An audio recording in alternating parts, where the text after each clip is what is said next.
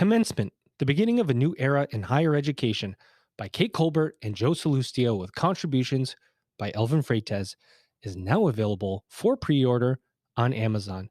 Get your Kindle edition or your softbound book. It's going to be amazing. Advanced 360 Education is a data-focused digital marketing company with proven positive outcomes for educational institutions. To learn more, visit a360education.com or call Anthony Espinoza at 310-704-5369. That's Advanced 360 Education.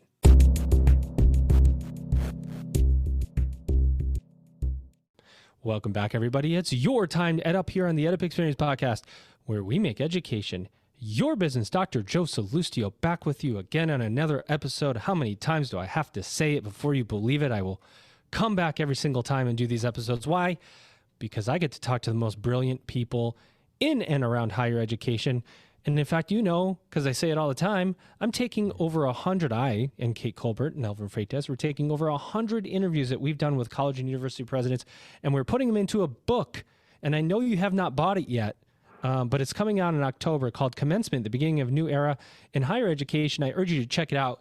I am editing some final chapters. It is pretty stinking good. I got to tell you guys, maybe a little bit selfish as I read it, because I'm like, oh, I remember that person said that. Oh, I remember this person said that. You get some of these things that fill my brain, these brilliant moments, and get them out on paper for you all to experience too. Speaking of brilliant minds, I have somebody here, again, not trying to set the bar too high for her, but I mean brilliant minds. You know, no pressure for my guest today. Here she is, ladies and gentlemen. Come on, put your hands up in the air. For Dr. Liesbet Steer, she is Executive Director at the Education Commission. Welcome to the podcast, Liesbet. Thank you. How are you today? I am great, thank you. Did you know you're going to get a standing ovation before you even spoke a word? This is amazing. I haven't said anything and people are already applauding. This is going to be good. It can only get worse from this point on. No, I'm telling you. Liesbet, I'm so excited to have you because, you know, here at EdUp, you probably don't know, but about 15, actually a little bit more than 15% of our audience is an international audience. You know, of course, when we started this podcast, the United States, we get a U.S. audience. And then we went to Qatar, and then we met a ton of higher education leaders outside of the U.S. And I know you're based in Great Britain. Yeah, you're based in England?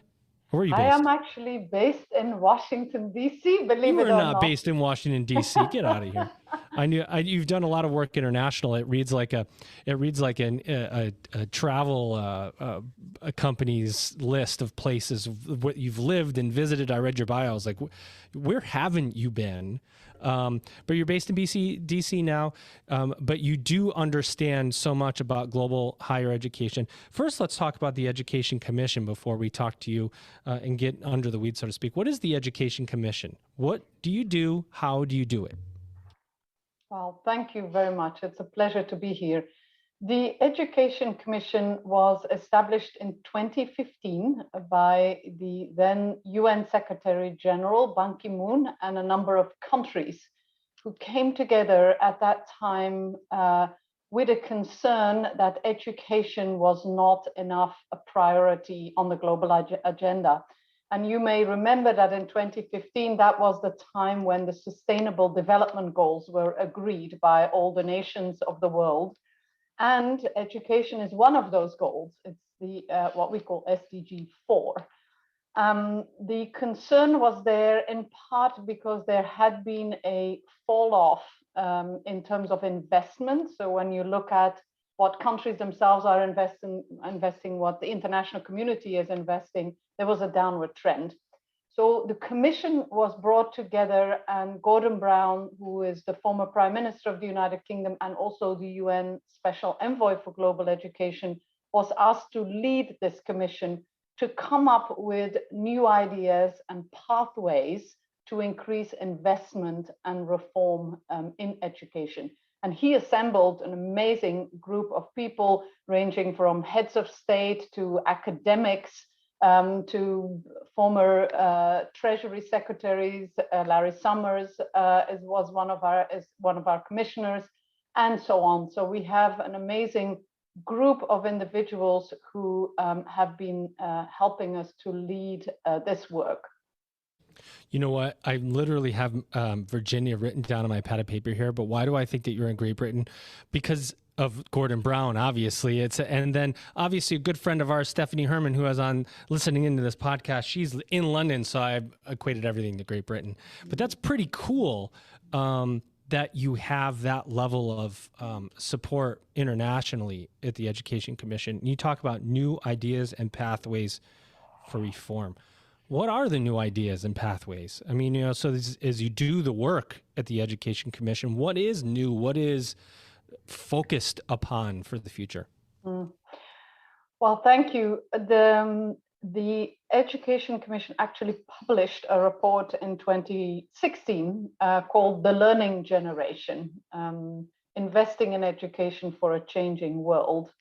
And in that report, they identified basically 12 concrete areas where change is needed. And since then, at the Education Commission, we have been working on the implementation of those areas, and particularly on areas where we feel we need to push the frontier a little bit. The first one is, there are 5 of them. The first one is what we call learning transformation, and that is really about rethinking how children and young people learn using more adaptive approaches to education. We can talk about that.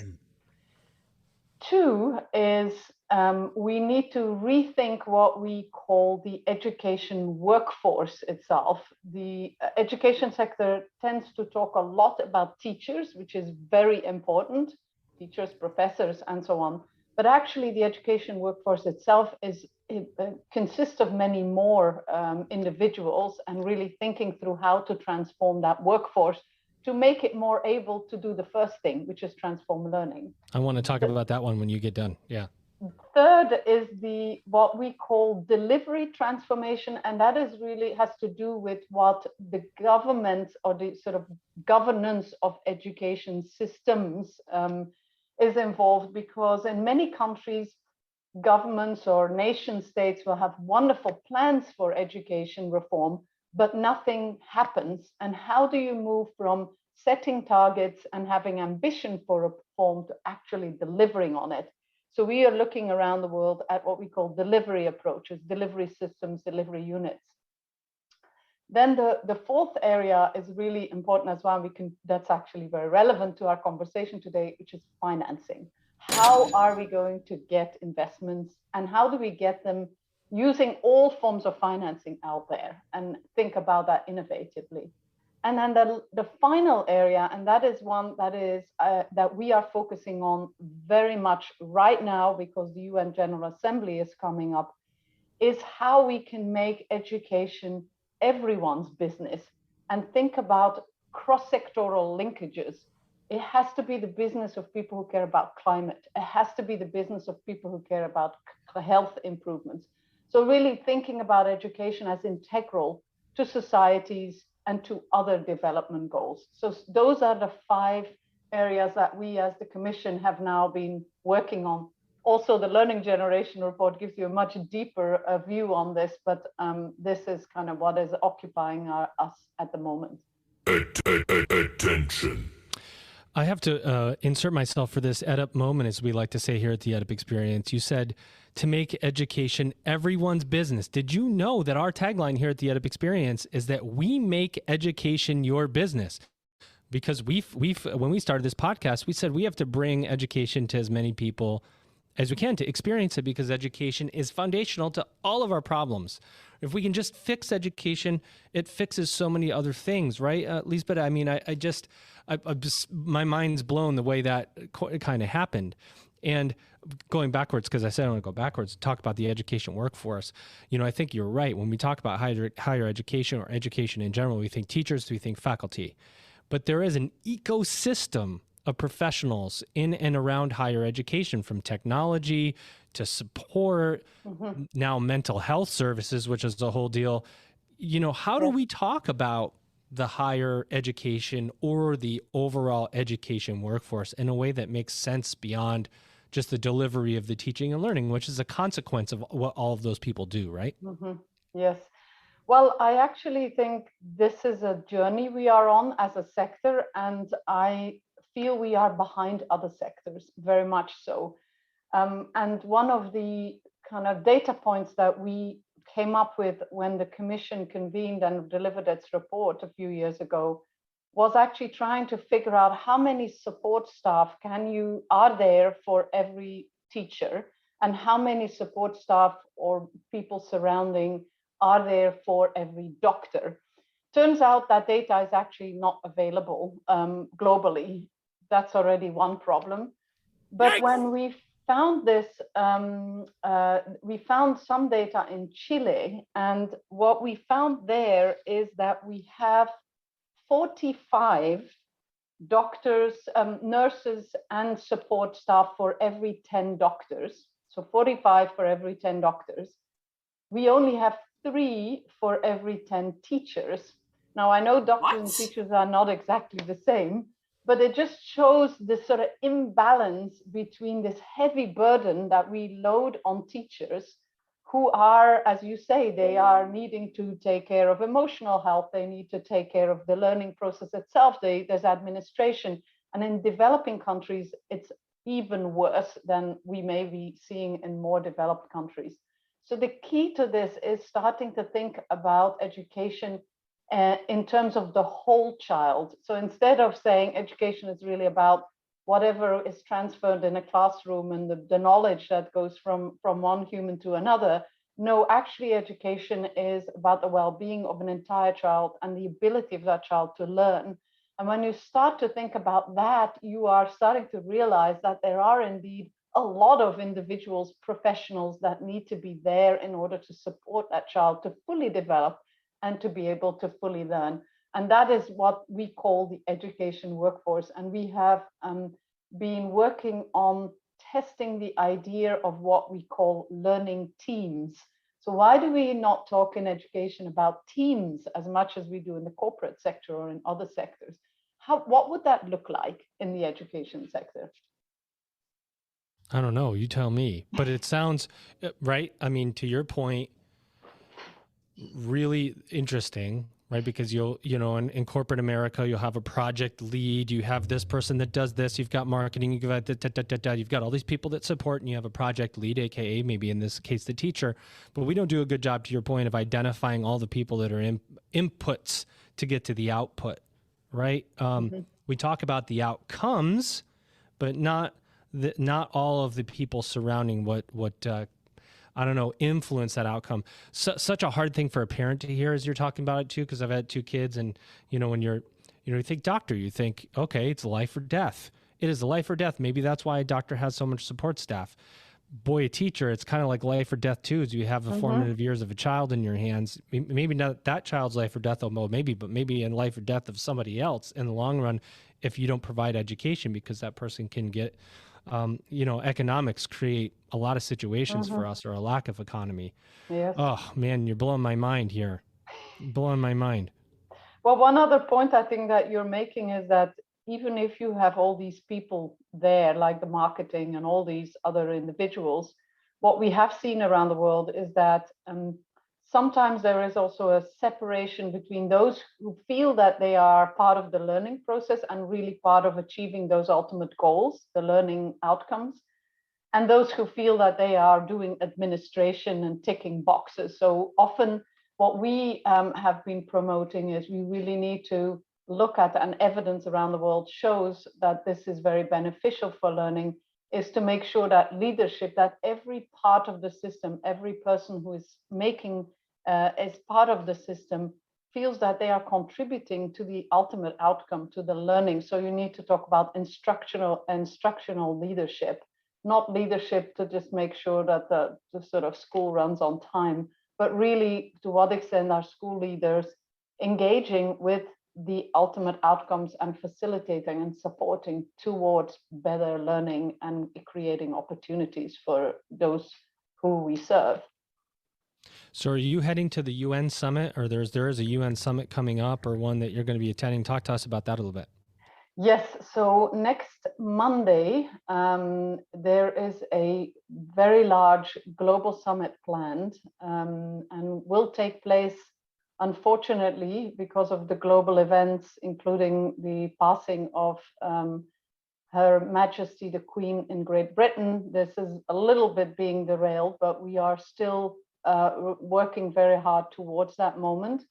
It is very important because the Secretary General has called for this summit, or called for the summit last year, when he, on the back of in the middle of the pandemic, really warned for what he called a generational catastrophe. And the reason he did that was that he saw, again, talking about what we were saying earlier about 2015, again, that the global community and everybody was so focused on getting the health systems right, getting out of the pandemic, making sure we had the right economic recovery, that we could make sure that people were protected. And then at the same time, we also had all the climate events, that again, education was sort of being forgotten. It is the sort of silent pandemic. It is the pandemic that no one talks about. And so he called for the summit and said, we really need to get global leaders to pay attention to this. And that is taking place right before the UN General Assembly, which is the annual assembly of all heads of states that assemble in New York to discuss the development issues and the global economic issues.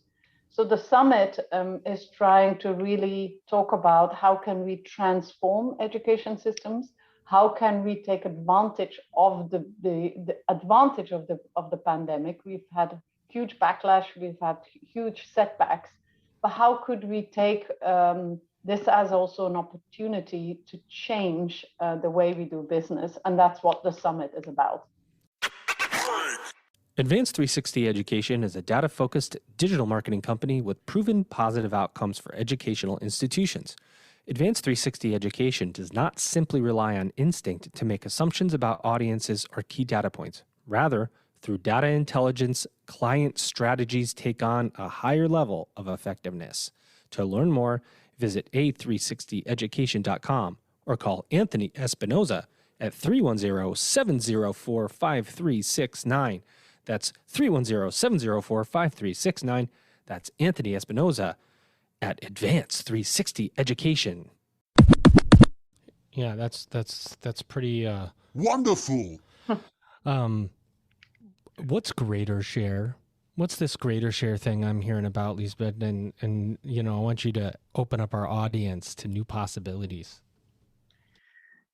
So greater share is actually part of kind of a new way of doing business.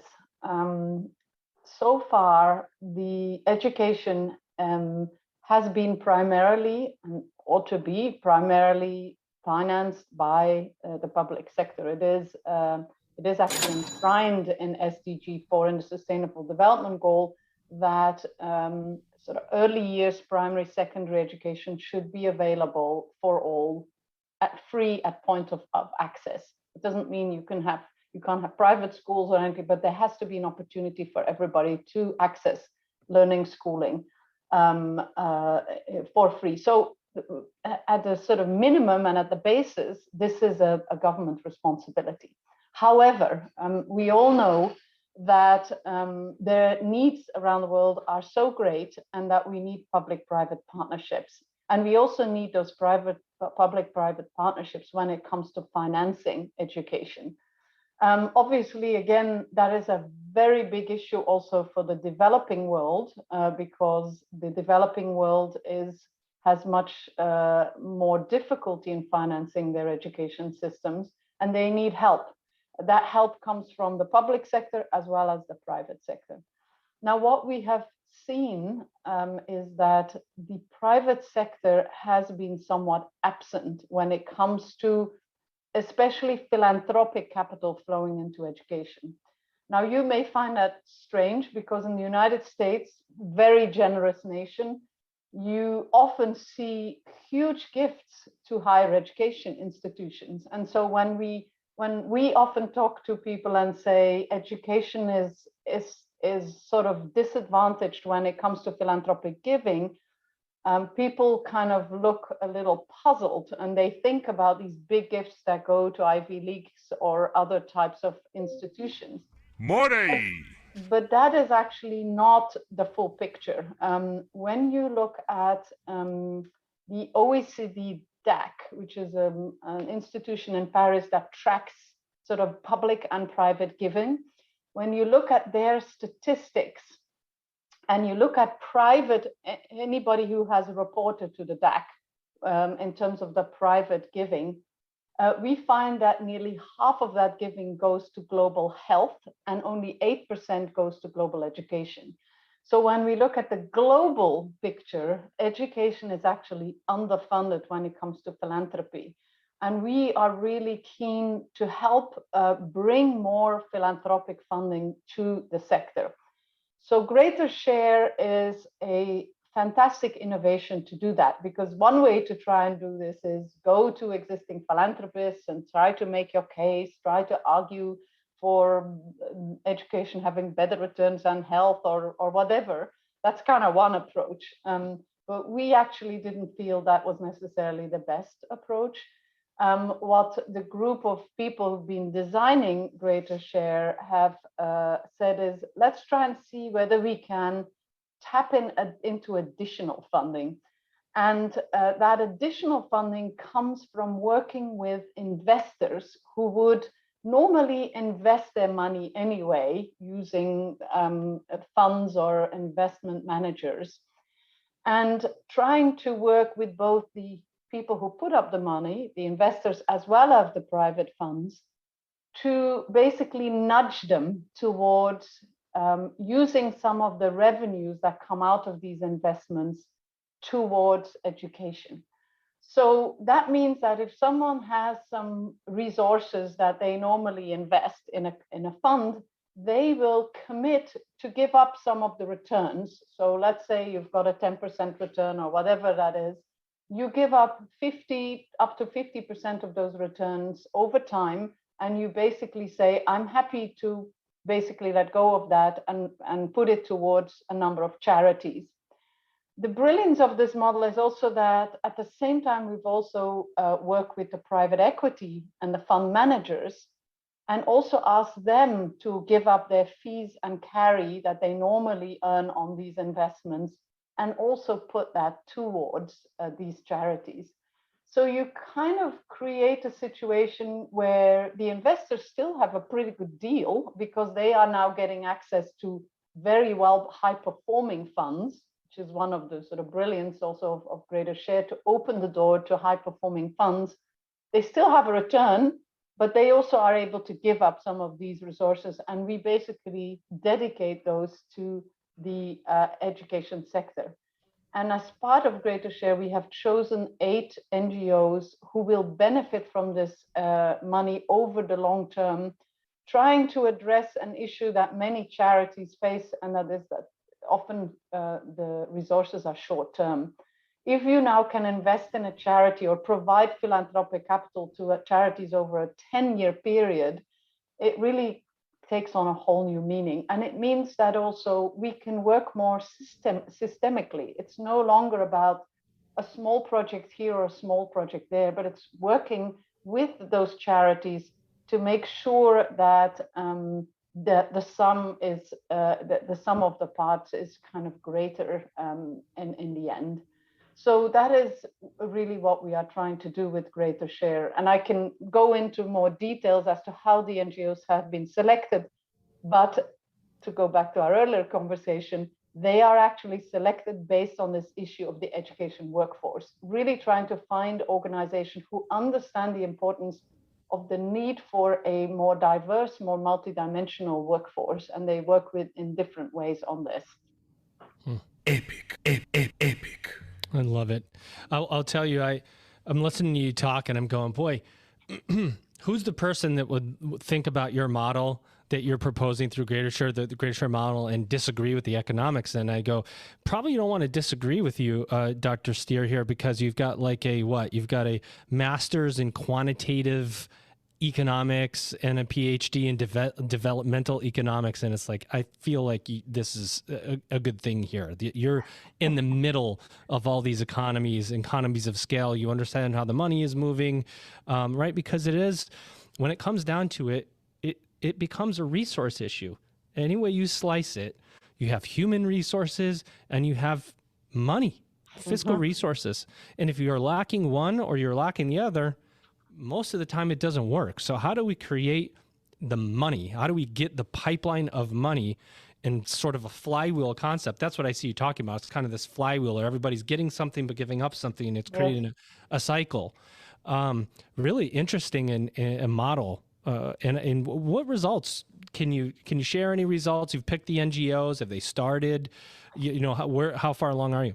Well, we are actually at a very exciting moment because we are very close to what we call the first close of the first fund. This has been under development for quite a while now. The complexity actually of setting something up like this is not to be underestimated.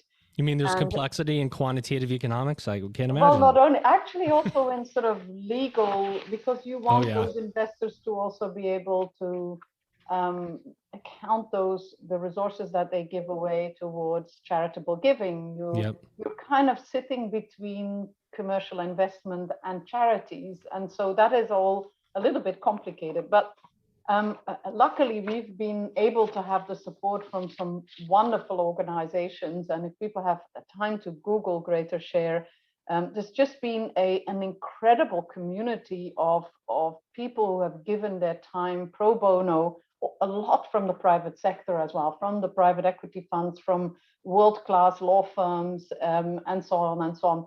So we are at a moment where we are hopefully going to close the first fund. In the long term, we are hoping to mobilize about $300 million. First fund will be between 40 and 50. And so the idea is that is kind of a startup, and then we move to the 300 million. So that means that as soon as this fund closes, the investments can be made, the returns will start to flow in over time, and then the charities will benefit from it. So at the moment, the fund has not disbursed, which means we can't yet speak about the impact. But you will soon.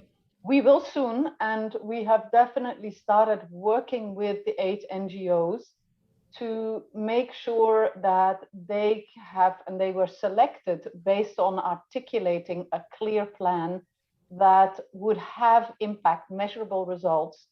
These measurable results had to be related to those furthest behind. So it's really also trying to target the most disadvantaged.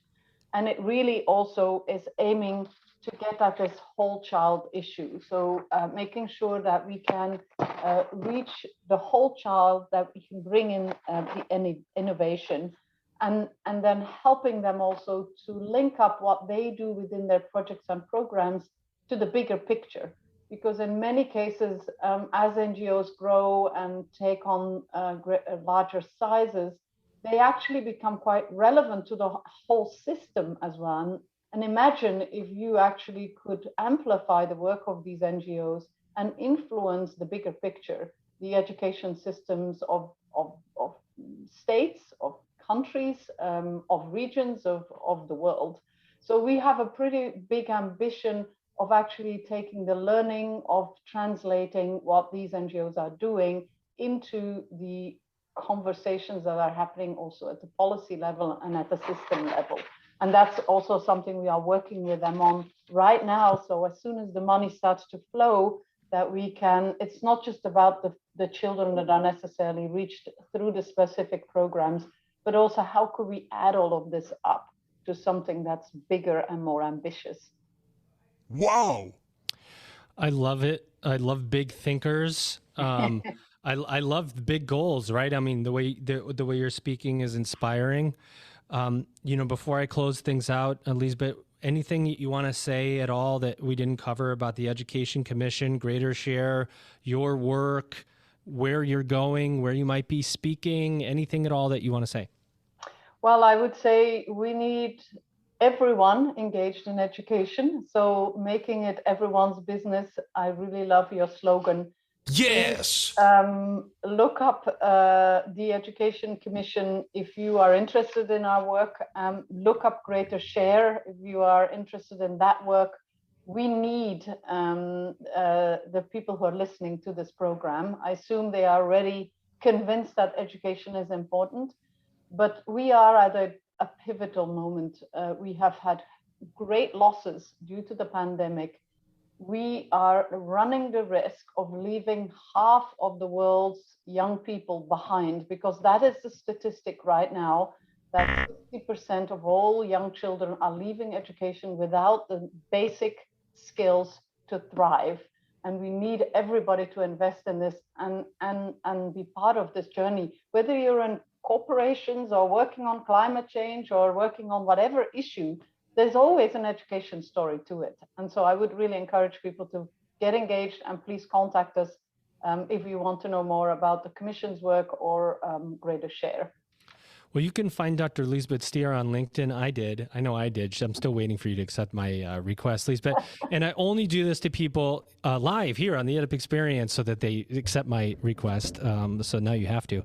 And then, of course, educationcommission.org, I believe, is the website for people to check out if they want to get involved. Find out more about the work that you're doing. This is critical work, right? These are and the reason why I think this is so important to the higher education audience is because this is our pipeline of people who, if we don't get it right when you're a kid, we're not going to have a chance to get it right when you're a formative adult, or an adult for that matter. So we all have a responsibility to bring education to as many people as possible. I love what you said about bringing education to everyone, and you're certainly accomplishing that. So let me see if I can outro you here the right way. I'm going to try to bring you in. I'm going to outro you a little bit different than I did when I introduced you. Ladies and gentlemen, stamp your feet on the ground now. For Dr. Liesbet Stier, she is the executive director at the Education Commission. Liesbet, did you have a good EdUp experience today? I had a fantastic experience. You are a very good interviewer. Well, thank you. I appreciate that. I'm going to leave that in. I'm not going to edit that out, just so you know. I'm going to leave that part in. Ladies and gentlemen, you've just EdUp'd. Effective marketing for educational institutions requires a dedicated partner that understands the complex, constantly evolving digital landscape in which colleges, universities, and career schools compete. The EdUp Experience podcast partner, Advanced 360 Education, is a data-focused digital marketing company with proven positive outcomes for educational institutions.